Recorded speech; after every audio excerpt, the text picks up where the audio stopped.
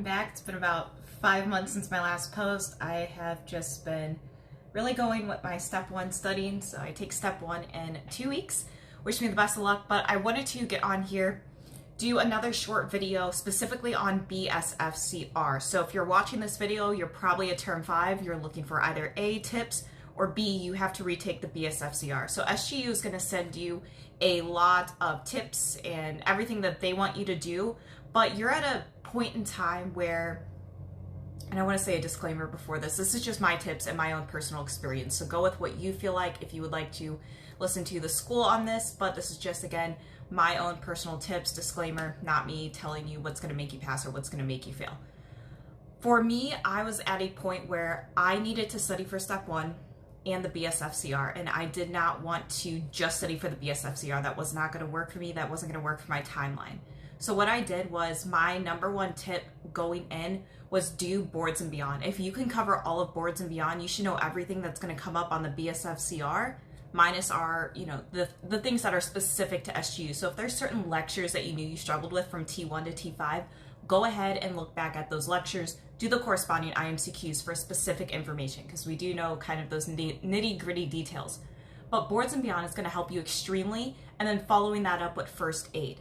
So now you're already studying for step 1, you're already studying for the BSFCR, and you're miles ahead, so that when you pass the BSFCR months down the line, you can already say, okay, I've already gotten a good chunk of my briefing for step 1, so I can really go back and start focusing more in on the nitty-gritty things or the high-yield things that I myself need to cover.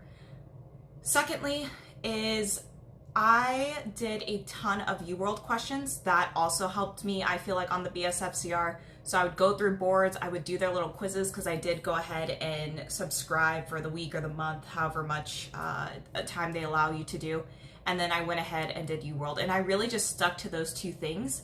And then the third thing I stuck to was whether I, at the end of the night, wanted to do 20 or 30 more questions, specific SGU-based questions. So these came from the Zoom questions. So I didn't find out till after term 5 that there's actually channels that all term 5 students are already logged into. Just click into your Zoom, make sure it's logged into your school account, and on the left-hand side, you should be able to see certain channels. So that's like respiratory, nephrology, heme, and you can click on those and go through all of the questions and answers that your classmates have posted and explanations, and I found that very, very helpful. So at the end of the night, I would do about 20 of those. Or I would pull from the T1 to T5 compilated IMCQ questions, and I actually linked that below so you can view that on my drive. Just go ahead and click requests and I'll immediately approve it for you to go ahead and view. But it's like a 5,000 page document. Don't expect yourself to get through all of these. Just pick, randomly 20 questions or 10 to 15, whatever you're feeling after you've done your day of studying, and go ahead and go through those. The next thing I would recommend is don't delay on anything. Yes, you're focused on getting to the BSFCR, the retake, or passing it, but make sure you're also focused on doing some things that are going to set you up step 1 so everything runs seamlessly if you have to retake it, especially. So that signing up for that, you can't get your permit, but you can at least sign up on the ECFMG website, pay that initial application fee, so at least your info's in the system, and then doing all of the little things like the quizzes and everything on Sakai that SGU sends out after term 5, kind of just keeping up with those, even if you are a student who has to retake.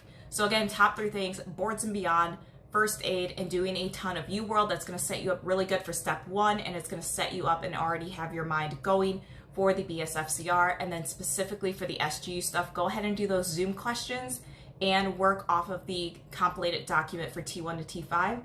And best of luck studying. Again, if you always have any questions, drop them in the comments below, and I wish you all the best of luck.